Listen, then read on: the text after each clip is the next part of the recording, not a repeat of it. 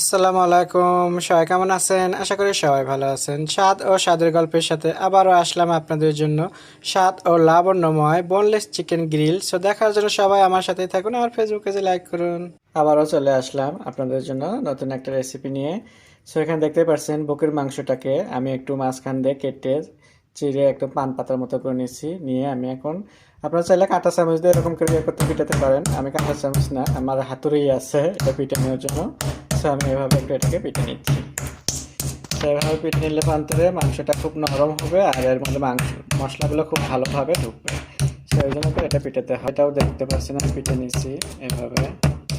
আমার পিটানো হয়ে গেছে। এখন আমি ঘরোয়া মশলা দিয়ে আমি এটাকে বানাবো, তেমন একটা দেবো না। সো আমি এখানে দিয়ে দিচ্ছি একটু আদা বাটা, রসুন বাটা। সো এই জায়গাতে আমি রসুনের চেয়ে আদাটা একটু বেশি দিচ্ছি। দিয়ে দিচ্ছি স্বাদ মতো লবণ। নিয়ে নিচ্ছি আমি টক দই,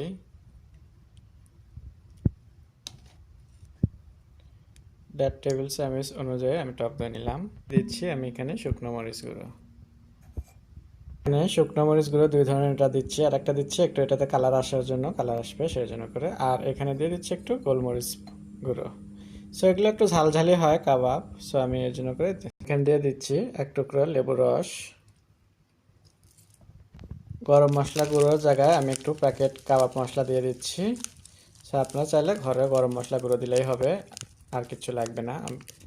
দিয়ে দিচ্ছি আমি এখানে একটু সরষের তেল। দিয়ে আমি এটাকে হাতে খুবই ভালো করে একটু মাখিয়ে নেব। আর এগুলো কিন্তু বাচ্চাদের খুবই পছন্দের খাবার, আপনারা এগুলো কিন্তু ঘরেও বানাতে পারেন এইভাবে। হোটেলে যে বাচ্চাদেরকে সবসময় খাওয়াবেন কিংবা হোটেল থেকে খাবার নিয়ে এসে খাওয়াতে হবে তা না। দেখতেই পাচ্ছেন যে আমি এখানে ঘরের মশলা দিয়ে কিন্তু আমি এটা তৈরি করতেছি। সো এখানে কিন্তু তেমন কোনো মশলা নাই যে যেটা আমার আলাদাভাবে কিনতে হবে করতে হবে, এরকম না। সো ঘরের সামান্য মশলা দিয়ে আপনারা সুন্দরভাবে এরকম দামি খাবার খেতে পারবেন।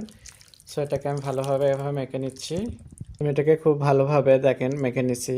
এটা কিন্তু আপনারা যেহেতু তেল দেওয়া আছে কিংবা সম্পূর্ণ মশলাটার সাথে মাখানো, এটা আপনারা ঘরে নর্মাল 2 দিন নর্মাল ফ্রিজে রেখেও কিন্তু আপনারা বানিয়ে খেতে পারবেন কিংবা বাচ্চাদেরকে খাওয়াতে পারবেন। সো আমি এটাকে এখন রেস্টে রেখে দিচ্ছি একটু 3-4 ঘন্টার জন্য। তারপরে আপনাদেরকে আবার দেখাবো আমি এটা কিভাবে গ্রিল করব। মেখে রাখা মাংসটা নিয়ে আবারও ফিরলাম আমি। এখন এটাকে আপনাদেরকে গ্রিল করে দেখাবো, তার জন্য চলে যাচ্ছি আমি চুলোতে। চলে আসলাম চুলোতে, এখানে একটা প্যান বসে দিচ্ছি দেখতেই পারছেন। আর আমি এখানে বাটার দিচ্ছি, ধনের পাতা মিক্স করানো। ধনের পাতা মিক্স ছাড়াও আমি বাটা দিয়ে দিচ্ছি আবার একটু সাদা। সো এখানে প্রচণ্ড ঠান্ডা ঠান্ডা লেগে গেছে আমার, আমি ঠিক মতো কথাও বলতে পারতেছি না, খালি রান্নার ভিডিও করেই যাচ্ছি। সো এখন আমি এখানে বাটাটা গলে গেছে দেখতেই পারছেন। আর আমি এটাকে কিন্তু পান পাতার মতো করে মাংসটা মেখে রাখছিলাম, এখন আমি এখানে দিয়ে দিচ্ছি বিসমিল্লাহ। তো এইভাবে আমি পুরোটাই দিয়ে দেবো। সবগুলো দেওয়া হয়ে গেছে, এখন আমি এখানে ঢাকনা দিয়ে দেবো।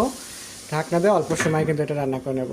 ঢাকনা দিয়ে রেখে দিলে কিন্তু হবে না, এটাকে কিন্তু একটু উল্টে পাল্টে সুন্দর করে ভেজে নিতে হবে। দেখতেই পাচ্ছেন ওই পিঠে সুন্দর একটা কালার এসে গেছে ধনে পাতার কারণে, ধনে পাতাটার জন্য। সেভাবে আমি বাকি সবগুলোই উল্টে দিচ্ছি।